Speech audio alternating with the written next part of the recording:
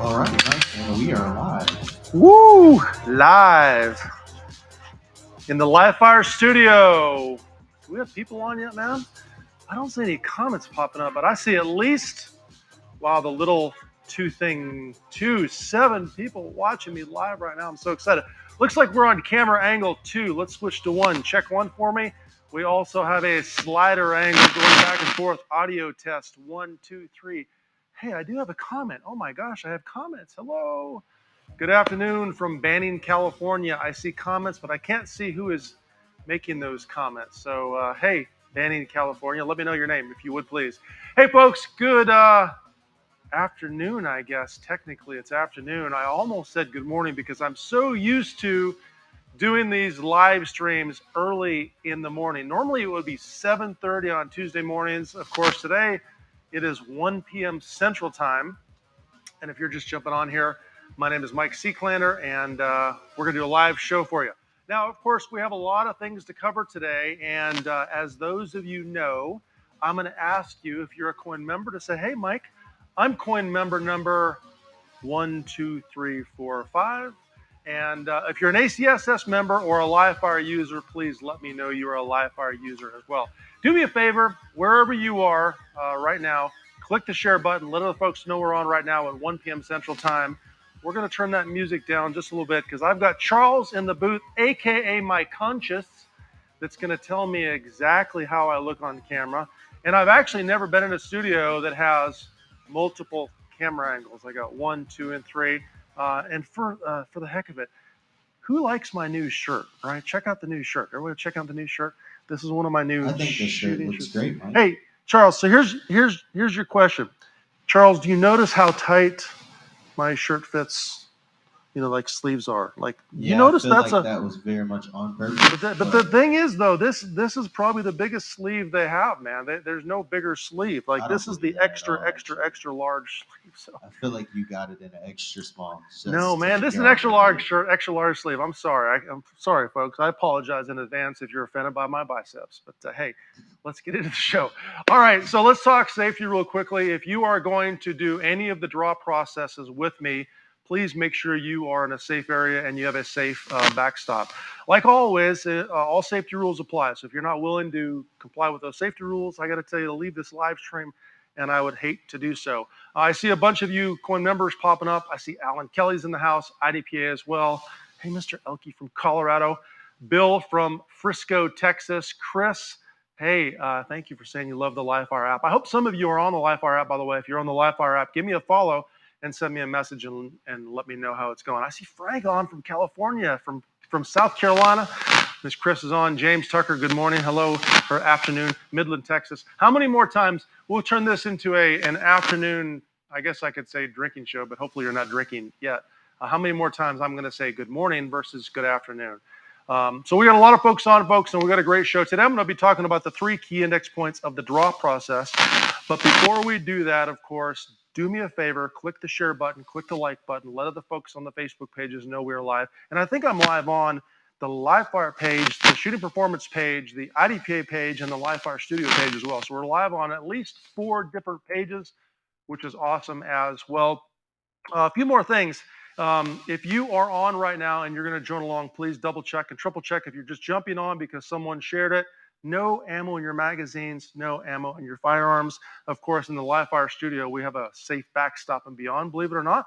And I also have an unloaded and clear firearm in my holster. I've already checked that. And I've got 3 other guns in the gun bag as well. We may talk about carry optics just a little bit, and I've got 2 iron-sighted handguns in case we talk about that. Oh, before I forget to talk about the programming, this week's programming, I launched, what did we do? We did Grip and Rip 2 this week. Last week was Grip and Rip 1. If you're watching this and going, Mike, I don't know what you mean by programming. Every single week, we do a weekly challenge / programming on the Livefire app. So if you're not on the Livefire app, we're going to throw a little QR code across the screen, and you can scan that code and sign up for free for a period of time. And if you like it, of course, which I know you're going to like it, you're not just going to like it, you're going to love it, you can stay in the app and start running the drills and doing the logbook and stuff like that. But here's the deal with the programming.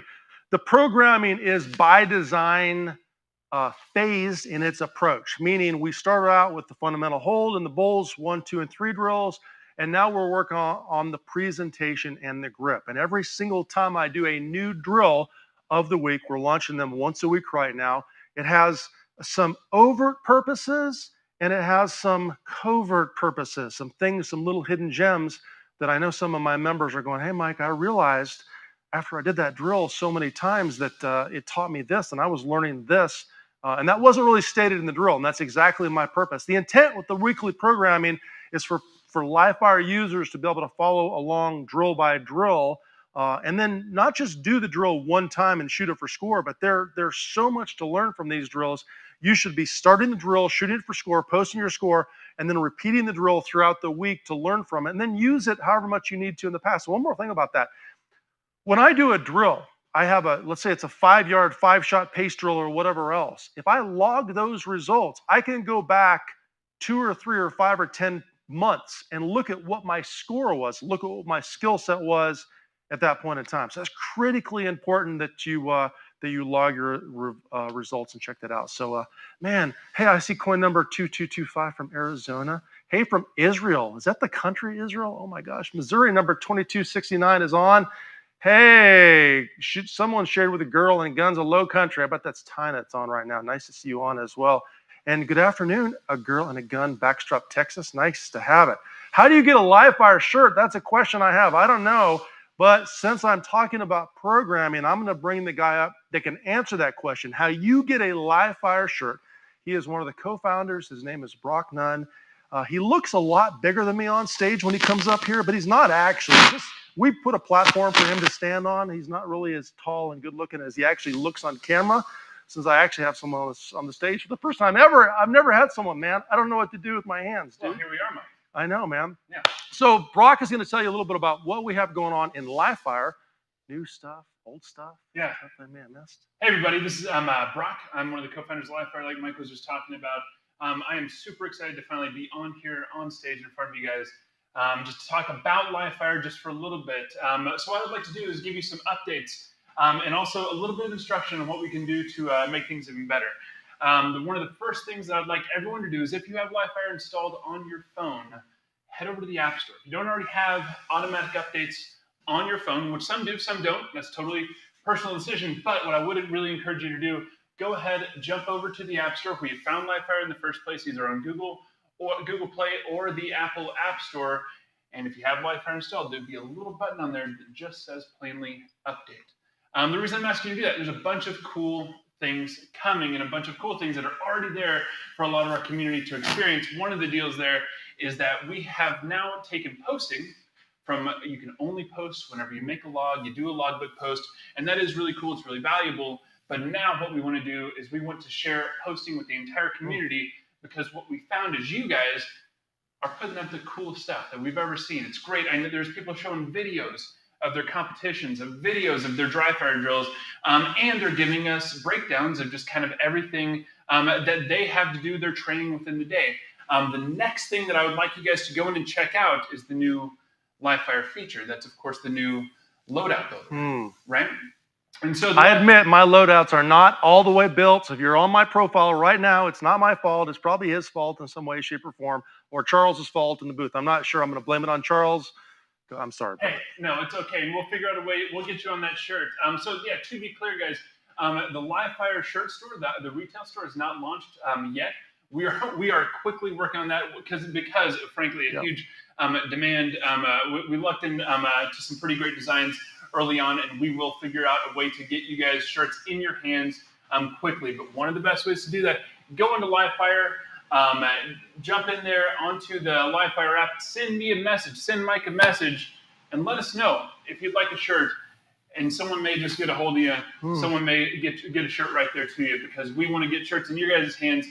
We couldn't be more excited to do that. So let's go into the Live Fire Loadout Builder, like Mike was talking about. The Live Fire Loadout Builder, think about that like Pinterest, but for the firearms community. It's a little bit like that. So we're going to run in there.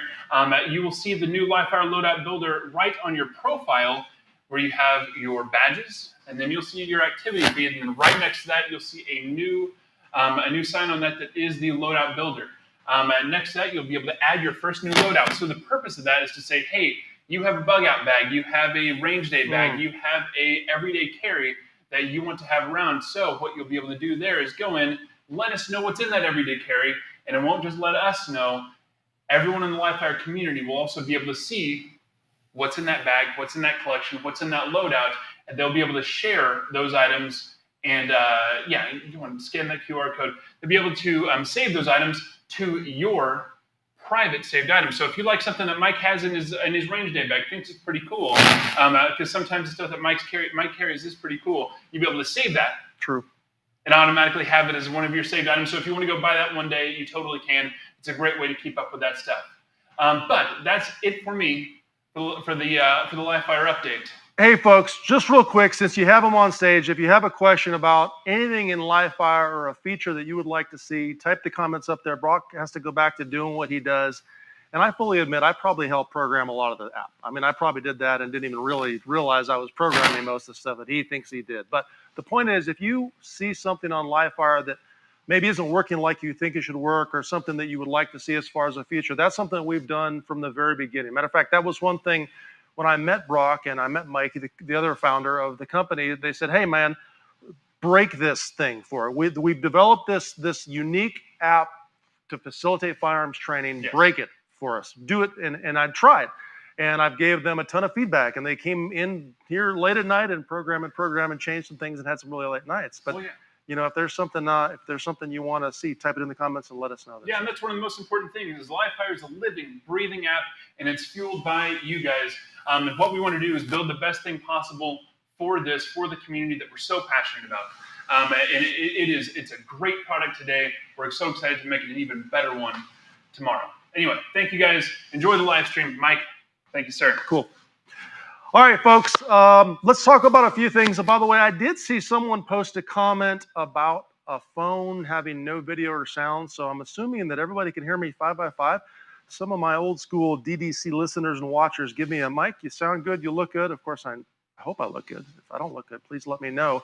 But I did see that, so hopefully that's the iPhone on your side and not a sound issue on our side. I see a lot of people ask for that free shirt. Okay, well, just you got to be on the Live Fire app to get a free shirt. You have to be on the Live Fire app, and you have to send us a message, and we're going to put all those messages into a hat.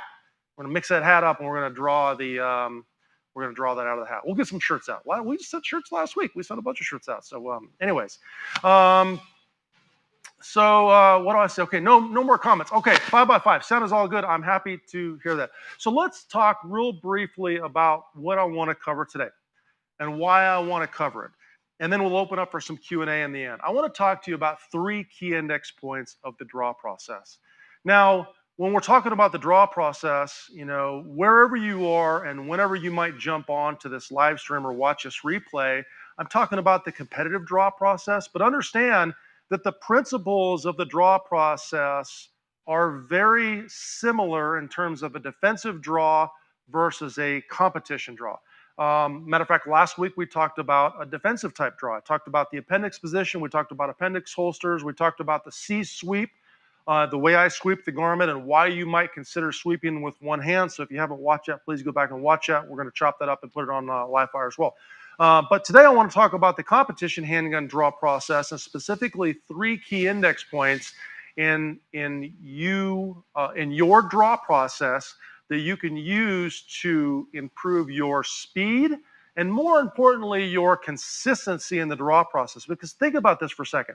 You know, let's say you're on that stage and you're shooting great in the match and you're getting ready to rock and roll, and the RO or the SO says, hey, load and make ready, and you load and make ready and get the handgun ready to go, and you're ready, and boom, timer goes off, and boom, you miss the draw process, and you grab the handgun out of the holster with an improper grip, and the next thing you know, everything else you did on the stage is less effective than it could have been, right? And when you miss that draw process, it's highly likely that you missed a key index point, right? An index point that is Someone says I've got a lob issue here as far as my microphone.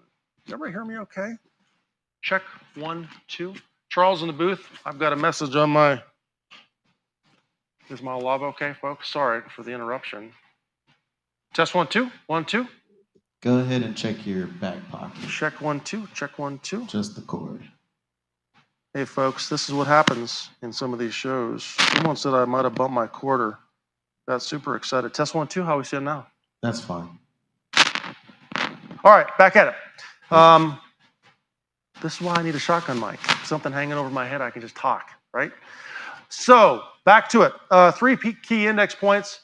The concept here is when you're drawing your handgun and you're getting ready to rock and roll, things have to be as consistent as they possibly can. When you mess your draw up, a large majority of time when you make that mistake, it's because you weren't paying attention to a few things, okay? So let's talk about index point number 1. Now, index point number 1, and I'm gonna pull the gun out of the holster, demonstrate this one more time and demonstrate that the gun is unloaded and clear. So I've got an unloaded and clear firearm, no magazine, nothing in the chamber. Index point 1 actually happens at my initial contact of the firearm, right? So when I'm going to grab the gun in the holster and I make contact with the handgun, that initial contact of my skin or the web of my hand and the back strap of the handgun tells me a ton of information. I get a ton of data from that, right? And what I'm getting initially is when the hand touches that spot, number 1, is the hand high enough on the back strap of the gun? So with my students, I always tell them, when you're drawing your handgun, attack the gun from the rear. So I'm attacking the gun from the rear and I'm sliding my hand up the back strap of the handgun where there's literal pressure, literal. I'm not sure if that's the proper pronunciation. Anyways, we'll look that up later. There's going to be pressure between the web of my hand and the beaver tail or the tang of the firearm, right? Okay. Now, the key index point there, index point 1, is not just telling me, hey, Mike, there's the right amount of pressure, which means you grip the handgun high enough. But most importantly, if you look at the orientation of the handgun in my hand, left or right, I know there's a key spot when I build the proper grip that the gun is going to line up directly in front of my dominant eye, right? So if I were to build a perfect grip with the handgun and then kind of unwind the grip, I know that perfect grip would require that I index the grip like this where the web of the hand is like this. Not like this and not like this. But the point is, without looking at it, I can feel the difference. And there's your key tip number 1. You shouldn't have to look at your handgun to draw it. You should be paying attention to what you're feeling anytime you build a firing grip on the handgun. Whether you're grabbing it from the holster, or you're grabbing it from the table, or you're grabbing it from wherever. If you're a defensive shooter, you're grabbing it from a glove box or a weapon safe at home. You should feel that the draw process or the indexing of the handgun is going good. Okay, so that's index point number 1. Now, one more thing about index point number 1, as you all probably know, is I'm going to flag the strong hand thumb and keep it out of the way. For me, I'm shooting 1911. So that strong hand thumb is going to be above that safety, right? So that's a key point for me. If my thumb is too low on the grip, then I may push the other hand low on the grip, okay? Now let's talk about index point number 2. And I love this one because this one is one that I use in so many technical aspects of shooting a competition. And that's my index point into the trigger guard, AKA the Judy chop, right? It's a chopping motion. The backstory on that, let's talk about the backstory because everybody loves stories, right? A long time ago, I was teaching the trigger guard index point, and I had students that were just putting their hands together. They're indexing somewhere, meaning they're putting their hands together, but they weren't really paying attention to a specific touch point or a direction of their hand. Matter of fact, if I rewound that message or that story even farther back, I would tell you that my own personal experiences when I'm trying to draw really, really fast were that I would miss my grip sometimes. I wouldn't get the second hand on the handgun properly, right? So what I realized was that if I put my hands together like this, that the hand slipped and slided up and down the grip, right? It's not a stationary position, but if I take the hand and I tweak it just ever so slightly where I rotate it in, this direction of indexing the trigger guard gave me a level of consistency at speed that was second to none, right? The other great thing about this is I can utilize it in a lot of different aspects. So if I decide I'm going to run to the next position, and as I swing my arms, I'm running, when I come to the next position and enter it, I'm going to automatically start to index the trigger guard to get ready to build my grip again, to build that master grip. Now, here's the key with index point number 2. You have to learn where the underside of your trigger guard is going to touch your trigger, your index finger, right? So there's a spot where when you touch that spot under the trigger guard, your hands will rotate together and build a perfect grip. So you need to build a perfect grip on the handgun, right? Go ahead and aim if you want to, make sure the sights are where they need to, and then kind of unbuild the grip and then pay attention to exactly where you're touching. So that's index point number 2, okay? Now, index point number 3 is one that I think a lot of people miss. Index point number 3 is also one that will allow us to determine where the gun's going to be pointed when it stops at our full presentation. And think about this for a second. If I'm receiving information as I'm grabbing the gun in the holster, okay, by feel, I'm already ahead of my visual ability to start the aiming process. Meaning I can't aim the handgun or verify the sight picture until I get to a specific point and the gun is extended in front of me, right? So if I'm feeling index point 1, index point 2, and index point 3 is where the corners of my thumb and the other thumb touch together. So my hand doesn't simply build onto the grip like this. It builds into the grip and up. And I want the left hand as high on the gun as possible. So then the hands fit together like pieces of a puzzle. So if you look at how my hands are on the handgun, there's no gap behind them. And the concept there, right, is not necessarily, well, Mike, to shoot well, your hands have to be put together like a piece of a puzzle. No, if my hands are put together and fit like two pieces of a puzzle, then I know because of that, there's probably not a gap anywhere between my hands, and I'm applying pressure to the spot where I want to apply pressure on the gun in itself, okay? By the way, who's on right now? We got a lot of people on. We got a ton of people watching. I think maybe a Tuesday afternoon is going to be a good showtime. I'm not sure about that. Hey, do me a favor if you're on and have been watching this and you're enjoying this, stop for a second, click that like button, click that little heart button, share it to a group, share it to my group, share it to your friends, text your buddies, tell them we're doing a little Q&A. We're talking about the draw process, and Mike Seeklander is giving some free content out, right? That's a good thing. So we're talking about the 3 key index points of the draw process. So don't forget about 3 index points and their consistency and what they're doing for you. By the way, if you don't follow Livefire on Instagram, give them a follow. Follow me as well. You should follow me on Instagram. If you don't, I'd be very, very surprised. But give us a follow. If you're not on Livefire, you should check it out because, of course, there's a lot of great content on the app itself. Okay? So let's talk about the draw process and applying those 3 index points. Now, when I talk about the index points, I'm not getting away from the fact that, everything in my structure starts from the ground up, right? My feet have to be in a position to do whatever I'm doing then and whatever I'm about to do. Maybe I'm about to step left or step right or lean left, and my feet are going to basically change based on what I'm trying to do. But when I'm drawing, my goal is to pay attention to those index points. Now, when you watch my draw, and I'll do it very, very slow, my hands are always going to start their motion at the same time, and I'm attacking the gun from the rear. That's index point number 1, right? The gun comes out of the holster, drives by my support hand, and I chop into the trigger guard. There you have index point number 2. Now, I'm already receiving information about the grip building process without ever having looked at the sights, because I can't look at the sights right now. Think about that. And if I can't look at the sights right now, I don't need to look at the sights right now because I'm building my grip by feel, okay? Once the gun indexes point number 2, right? So I've touched that underside of the trigger guard. As I continue to build the grip, I can feel the corners of my thumbs coming together in the final grip building process. and my dot was literally directly in the center of the screen on my optic, and it landed exactly where I looked. By the way, you should know this, but whenever you're drawing your handgun, or more importantly, maybe I should ask this in the form of a question. When you're about to draw, you're standing there and the SO or the RO has made you load make ready, and you're getting ready. It's almost go time.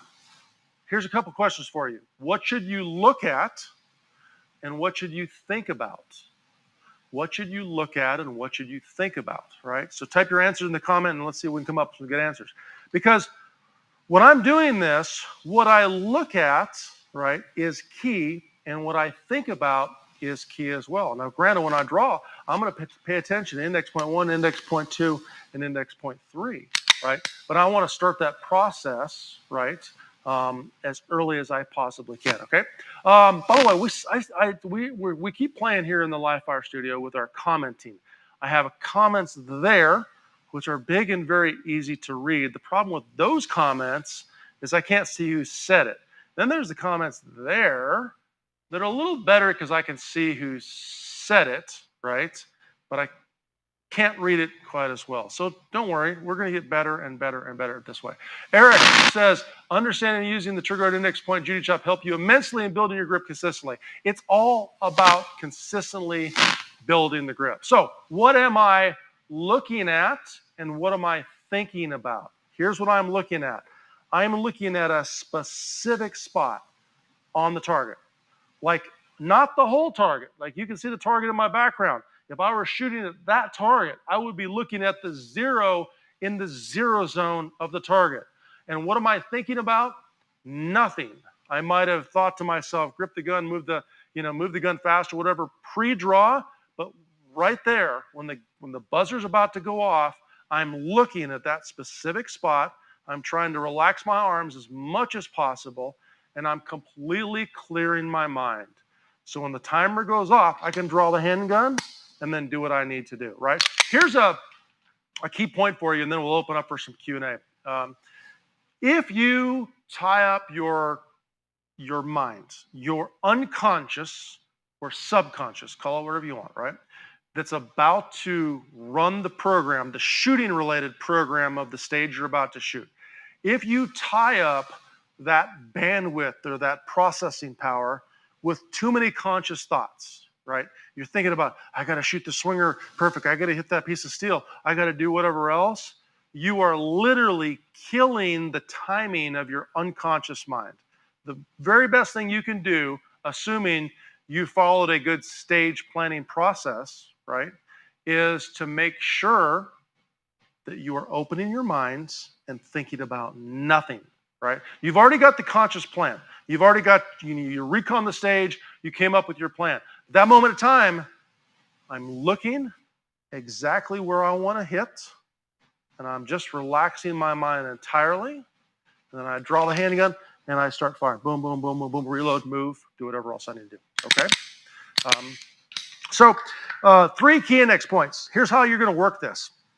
We call this on the Livefire app getting your 50, right? You can set up the Livefire app. There's a built-in par timer. So you can pick a time you can make. And in the last dry fire series I did, we went from very slow and correct and then slowly reduce the par time. But set up the par timer, right? Maybe for very slow and correct initially, and then start working your hands relaxed at sides draw in a very deliberate manner where you're paying attention to index point 1, 2, 3, dry fire. Work your slide. Think about what you're trying to feel here. We always try to tell our students, pay attention to not just what you're seeing, but what you're feeling in your hands. You know, how are your hands indexing the handgun, attacking the gun from the rear? Okay. I don't aim the gun until here, but I felt my index point 1, 2, 3 well before the gun stopped, right? So really try to focus on paying attention. Index point 1, 2, 3. Want to start from a different hand position? That's fine, right? Hands at this run position. Index point 1, 2, and 3. Simulated barricade. Index points 1, 2, and 3. So my goal or my challenge for you would be to pay attention to those index points for at least 10 reps when you're getting your 50, right? And then start dropping the par time down. And even though you're going to start going faster and faster and faster as you're practicing that draw process, and maybe changing your hand start position, and maybe adding a pivot or a step or whatever else, you're still consciously trying to pay attention to the index points of the gun. Because if you do that, you will, for lack of a better way to put it, you will get an alert if things are going south, right? So if you're about to draw the handgun and you grab the handgun and you feel that's a bad grip in the holster, right? You feel that. When I feel that in the holster, I can shift my hand around and fix it in the holster before the gun ever comes out. Because if I grab the handgun wrong, when it comes out, I'm going to have a wrong grip. I'm going to have an improper grip. So I have to get the very best grip I possibly can when the gun's in the holster, if that makes any sense. Okay? All right, folks. What do we have on? We have Cody's talking about looking, Wade talking about where you want to shoot. I think we're talking about the comments from before. I see them as well. I like all those answers. Good, good, good. Here's the deal for you. When you're doing your next dry fire session, here's my challenge. Focus on not just pulling the gun out in some manner, but focus entirely on the process, trying to make it as perfectly done as you possibly can, trying to feel every key index point, trying to minimize any wasted motion. Try to find out where that time is. Your goal should not be just to go fast, right? Your goal should be to be fast and as consistent as you possibly can be. Okay, folks? All right, so that's all I have today.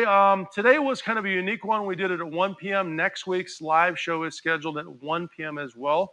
We're actually going to be talking about trigger control.